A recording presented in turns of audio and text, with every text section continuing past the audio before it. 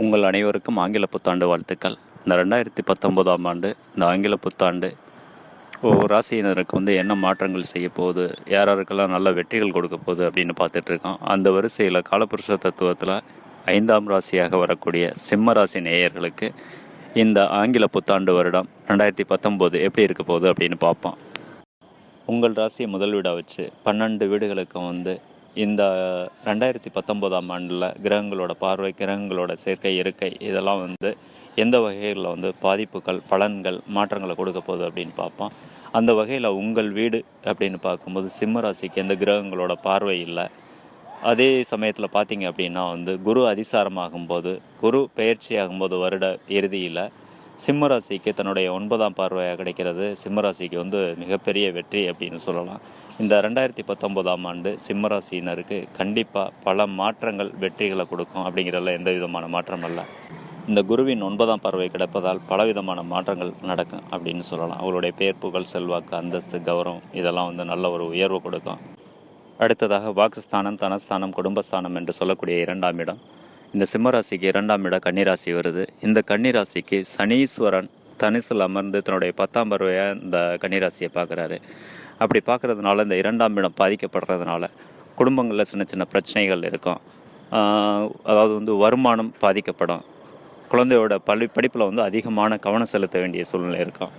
இது எல்லாமே பார்த்திங்கன்னா குருவினோட பார்வை இல்லாத போது அந்த மாதிரி பாதிப்புகள் இருக்கும். குரு அதிசாரமாக செல்லும் காலகட்டத்தில், அதாவது மார்ச்லேருந்து மே வரையிலையும், திரும்ப நவம்பரில் முழுமையாகவே தனுசு ராசிக்கு பயிற்சி ஆவார். அதுக்கு மேலேயும் சிம்ம ராசிக்கு அதிகப்படியான பலன்கள் கிடைக்கும் அப்படின்னு சொல்லலாம். நல்ல வருமானங்கள் கிடைக்கும். குடும்பத்தில் ஒற்றுமை நிகழும். மாணவர்கள் படிப்பில் நல்ல ஒரு முன்னேற்றங்கள் காணுவாங்க. அடுத்ததாக விரியஸ்தானம் என்று சொல்லக்கூடிய 3ஆம் இடம். இந்த 3ஆம் இடத்துலேருந்து குரு பகவான் 2018 அக்டோபரில் பயிற்சியானதே உங்களுக்கு ஒரு நல்ல மாற்றங்களை கொடுத்துருக்கோம் அப்படின்னு சொல்லலாம். ஒரு தன்னம்பிக்கை, தைரியத்தை கொடுத்துருக்கோம். அடுத்ததாக சுகஸ்தானம் என்று சொல்லக்கூடிய 4ஆம் வீடு. இந்த 4ஆம் வீட்டில் தான் குரு பகவான் தற்பொழுது இருக்கார் அப்படின்னு சொல்லலாம். இவர் மார்ச் மாதத்தில் குரு பகவான் பயிற்சி ஆகிறாரு. பயிற்சி அப்படிங்கிறவோட அதிசாரம் அப்படின்னு சொல்கிறது. குரு முன்னோக்கி, அதாவது விருச்சிக ராசியிலேருந்து தனுசு ராசிக்கு பயிற்சி ஆவார். அங்கே ஒரு 3 மாதம் இருந்துட்டு மே மாதம் திரும்ப விருச்சிக ராசிக்கு வருவார். இந்த 3 மாதம் கண்டிப்பாக சிம்ம ராசிக்கு மிகப்பெரிய வெற்றி காலம் அப்படின்னு சொல்லலாம். இந்த காலகட்டத்தில் உங்களுக்கு ஏதாவது சுப காரியங்கள் செய்ய வேண்டியது இருந்தது அப்படின்னா அதெல்லாம் கைகூடும். குறிப்பாக திருமண தடைகள் நீங்கி திருமணம் நடக்கும். புத்திர பாக்கியம்லாம் கிடைக்கும். இந்த குரு அதிசாரமாக 4ஆம் இடத்துலேருந்து 5ஆம் இடத்திற்கு பயிற்சி ஆகிறதுனால இந்த 4ஆம் இடமானது நல்லா வலுவடையுது அப்படின்னு சொல்லலாம். அந்த வகையில் தாயாருக்கு இருந்து வந்த உடல்நல பிரச்சனைகள்லாம் அதுலேருந்து ரிலீஃப் ஆவாங்க. நல்லா ரெக்கவர் ஆகி நல்ல ஒரு ஆரோக்கியமான வாழ்க்கையை மேற்கொள்ளுவாங்க. ஒரு சிலருக்கு புது வீடு, வண்டி, வாகன யோகங்கள்லாம் இந்த காலகட்டத்தில் அமையும். சொத்து சேர்க்கை நிறைய ஏற்படும் அப்படின்னு சொல்லலாம். அடுத்ததாக பூர்வ புண்ணியஸ்தானம், புத்திரஸ்தானம் என்று சொல்லக்கூடிய இந்த 5ஆம் இடம். இந்த 5ஆம் இடமானது உங்களுக்கு தனுசு ராசியாக வருது. இந்த தனுசு ராசியில் சனீஸ்வரன் இருக்கார். அது உங்களுக்கு கெடுதலை கொடுத்துக்கிட்டு இருக்காரு. ஒரு சிலருக்கு கண்டிப்பாக புத்திர தடைகள் அப்படிங்கிறது இந்த காலகட்டத்தில் இருந்திருக்கும். அதாவது தசாபுத்தி, சரியான தசாபுத்தி நடக்கலை அப்படின்னா இந்த குரு 4ல் இருந்ததுனால, அதாவது 5ஆம் இடத்துக்கு விரைஸ்தானத்தில் இருந்ததுனால புத்திர பாக்கியம் கண்டிப்பாக தடைப்பட்டிருக்கும். இப்போ அவங்களுக்கெல்லாம் குரு அதிசாரமாக செல்லும் பொழுது அந்த 5ஆம் இடம் முழு சுபராக மாறுது. அதாவது குரு பகவான் தன்னுடைய சொந்த வீட்டுக்கு போகிறாரு. அங்கே அதிகமான பலன்களை வாரி கொடுப்பார் அப்படின்னு சொல்லலாம். புத்திர பாக்கியங்கள் கிடைக்கும். இந்த காலகட்டத்தில் பூர்வீக சொத்துக்கள்லாம் உங்களுக்கு கிடைக்கிறதுக்கான வாய்ப்புகள் இருக்குது. அடுத்ததாக ரோகஸ்தானம் என்று சொல்லக்கூடிய 6ஆம் இடம். இந்த 6ஆம் இடத்துல கேது பகவான் இருந்து உங்களுக்கு நல்லது பண்ணிக்கிட்டு இருக்காரு. இருந்தாலும் குரு பகவான் சரியான இடத்துல அமராமல் 4ஆம் இடத்துல அமர்ந்ததுனால உங்களுக்கு சரியான வேலைகள் கிடச்சிருக்காது. ஒரு நிரந்தரமான வேலையில் உட்கார்ந்தான் சம்பாரித்தான் அப்படின்ட்டு இருந்திருக்காது. அதிகமான உடல் உழைப்புகள் இருந்திருக்கும். உழைப்புக்கு ஏற்ற ஊதியங்கிறது கண்டிப்பாக கிடச்சிருக்காது. இப்போ குருவும் நல்ல இடத்துக்கு வர்றதுனால அங்கே 6ஆம் இடம் நன்கு வலுப்பெறுது. அதனால் பார்த்தீங்க அப்படின்னா நிரந்தரமான வேலை கிடைக்கும். நல்ல சம்பள உயர்வுகள் கிடைக்கும். அதாவது கடந்த காலகட்டங்களில், அதாவது 2018ஆம் ஆண்டுலாம் நீங்கள் அதிகமான கடன்கள் வாங்க வேண்டியது இருந்திருக்கு. கடன் சுமையெல்லாம் இருந்திருக்கும். இப்போ இந்த 2019 கண்டிப்பாக எல்லாம் நல்லபடியாக செட்டில் ஆகக்கூடிய சூழ்நிலை நல்ல ஒரு வருமானம் கூடும். அடுத்ததாக ஒரு சிலருக்கு வம்பு வழக்குகள் அப்படின்லாம் நடந்துக்கிட்டு இருக்கும். அதிலெல்லாம் சாதகமான தீர்ப்பு வரும் அப்படின்னு எதிர்பார்க்கலாம். அடுத்ததாக கலத்திரஸ்தானம் என்று சொல்லக்கூடிய 7ஆம் இடம். இந்த 7ஆம் இடத்திற்கு தனுசில் சனீஸ்வரன் அமர்ந்து தன்னுடைய 3ஆம் பார்வையாக பார்த்துக்கிட்டு இருக்காரு. இந்த சனீஸ்வரன் பார்த்ததுனால குரு நல்ல இடத்துல அமராததுனால இந்த 7ஆம் இடம் வந்து பாதிக்கப்பட்டிருக்கும். அந்த வகையில் வந்து ஒரு சிலருக்கு வந்து திருமண தடைகள் இருந்திருக்கும். இப்போ இந்த குரு சரியான இடத்துக்கு வர்றதுனால இந்த சனியோட பாதிப்புகள் குறைஞ்சு கண்டிப்பாக வந்து திருமண யோகம் அமையும். நல்லபடியாக வந்து வரங்கள் அமைவாங்க. கணவன் மனைவி ஒற்றுமை மேம்படும். நல்ல நண்பர்கள் கிடைப்பார்கள். ஒரு சிலருக்கு வந்து கூட்டு தொழில் செய்கிறதுக்கான வாய்ப்புகள் வரும். ஜனன ஜாதகத்தை செக் பண்ணிக்கிங்க. அதாவது வந்து தொழில் ஸ்தானம் இந்த 7ஆம் இடம் கூட்டு தொழில் செய்கிறதுக்கான நல்ல வலுவடைந்து இருந்ததுன்னா தாராளமாக இந்த காலகட்டத்தில் வந்து 2019 நீங்கள் கூட்டு தொழில் ஆரம்பிக்கலாம். நல்லபடியாக வெற்றிகரமாக போகும். அடுத்ததாக ஆயுள் ஸ்தானம் என்று சொல்லக்கூடிய 8ஆம் இடம். இந்த 8ஆம் இடத்திற்கு குரு பகவான் நாளில் அமர்ந்து தன்னுடைய 5ஆம் பார்வையை பார்த்துட்டு இருக்கிறது சில பாதிப்புகளே கொடுக்கும் அப்படின்னு சொல்லலாம். அந்த வகையில் வந்து பேர் புகழுக்கெல்லாம் ஒரு களங்கங்கள் ஏற்படுற மாதிரி ஏதாவது சின்ன சின்ன பிரச்சனைகள் நடந்திருக்கும். தற்பொழுது இந்த குரு பகவான் அதிசாரமாக செல்றதுனால உங்களுக்கு இருந்து அந்த கெட்ட பேர்லாம் நீங்கள் நல்ல பேர் கிடைக்கும். அடுத்ததாக பாகிஸ்தானம் என்று சொல்லக்கூடிய 9ஆம் இடம். இந்த 9ஆம் இடத்திற்கு இந்த 2019ஆம் ஆண்டு அதாவது மார்ச் மாதத்துலேருந்து மே மாதம் வரையும் தன்னுடைய 5ஆம் பார்வை கிடைக்க போகுது.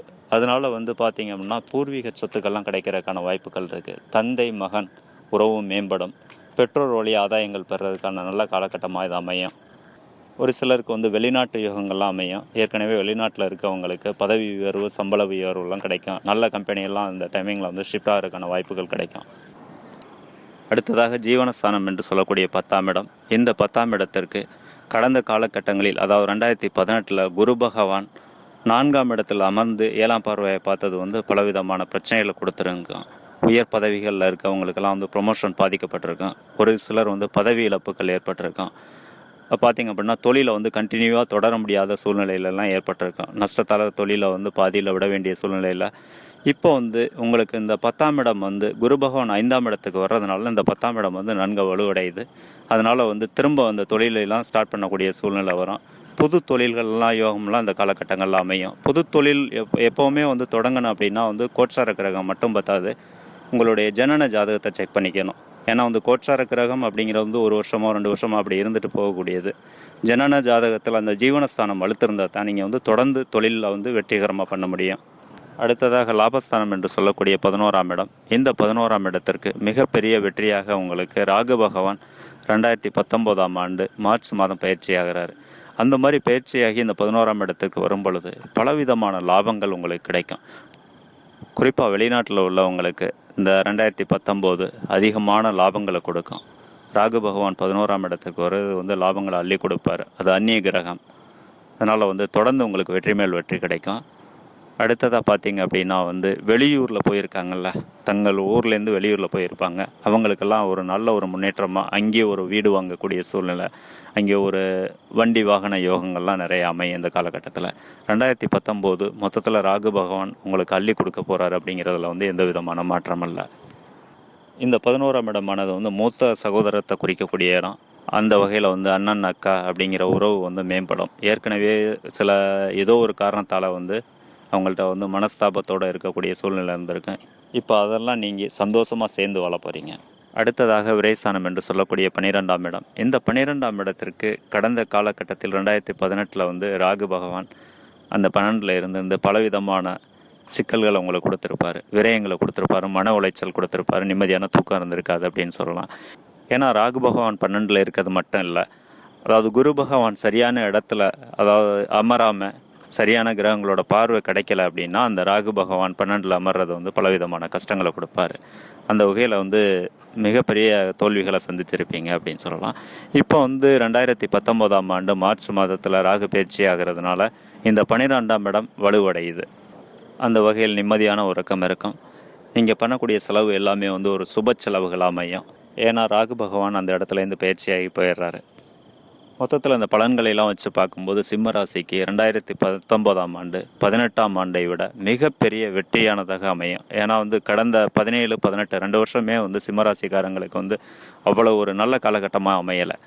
காரணம் என்னென்னு பார்த்தீங்கன்னா ராகு, சனீஸ்வரன், குரு எல்லாமே வந்து 3ஆம் இடத்துல 4ஆம் இடத்துல குரு பகவான் வந்தது அப்படிங்கிறது வந்து ஒரு பாதிப்பான இடங்கள் தான். இந்த வகையில் வந்து இந்த 2019ஆம் ஆண்டு எல்லா கிரகங்களுமே நல்ல சாதகமான சூழ்நிலையை இந்த சிம்மராசிக்காரங்களுக்கு செய்ய போகுது. அந்த வகையில் இந்த 2019ஆம் ஆண்டு சிம்மராசிக்காரங்களுக்கு வெற்றிகள் பல கிடைக்கும் அப்படின்னு நம்பிக்கையோடு செயல்படுங்க. இது எல்லாமே சிம்மராசிக்காரங்களுக்கு ஒரு பொதுவான பலன்கள் தான். சிம்மராசிக்காரங்கள் எல்லாருக்குமே இந்த பலன்கள் பொருந்துமா அப்படின்னா இல்லை. ஒரு சிலருக்கு வந்து மாற்றங்கள் இருக்கும். காரணம் என்னென்னா, அவங்க ஜனன ஜாதகத்தை பொறுத்து, தசாபுத்திகளோட அமைப்பை பொறுத்து, அது என்ன தசாபுத்தி நடக்குதோ அந்த லக்கணத்தை பொறுத்து அதோடைய பலன்கள் வந்து மாறுபடும். அது மட்டும் இல்லை, இந்த கோட்சார கிரகம் அப்படின்னு பார்த்தா கூட அந்த கோட்சார கிரகம் செல்லக்கூடிய வீடு நல்ல பலன்கள் பெற்றிருந்தால் தான் வந்து நற்பலன்கள் நல்லா செய்யும் அப்படின்னு சொல்லலாம். அப்படி உங்களுடைய பிறப்பு ஜாதகத்தை கொண்டு பரல்கள் கணக்கிடணும் அப்படின்னா வந்து கீழே உள்ள வாட்ஸ்அப் நம்பருக்கு கான்டாக்ட் பண்ணுங்கள். பரல்கள் கணிக்கப்பட்டு நல்லா உங்கள் ஜாதகம் நன்கு ஆராய்ச்சிக்கு உட்படுத்தப்பட்டு உங்களுடைய கேள்வி என்னவோ அதை தெளிவாக எழுதி அனுப்புங்க. நல்ல முறையில் வந்து பதில் சொல்லப்படும். மேலும் விவரங்களுக்கு கீழே உள்ள கான்டாக்ட் பண்ணுங்கள், வாட்ஸ்அப் நம்பருக்கு கான்டாக்ட் பண்ணுங்கள். அடுத்ததாக வந்து இதை ஷேர் பண்ணுங்கள், சப்ஸ்கிரைப் பண்ண மறந்துடாதீங்க. உங்களுக்கு ஏதாவது ஜாதக ரீதியான கேள்விகள் இருந்ததுன்னா கீழே உள்ள கமெண்ட்ஸில் தெரியப்படுத்துங்க. டைம் இருக்கும்போது கண்டிப்பாக ரிப்ளை பண்ணுறேன். வாழ்த்துக்கள். நன்றி.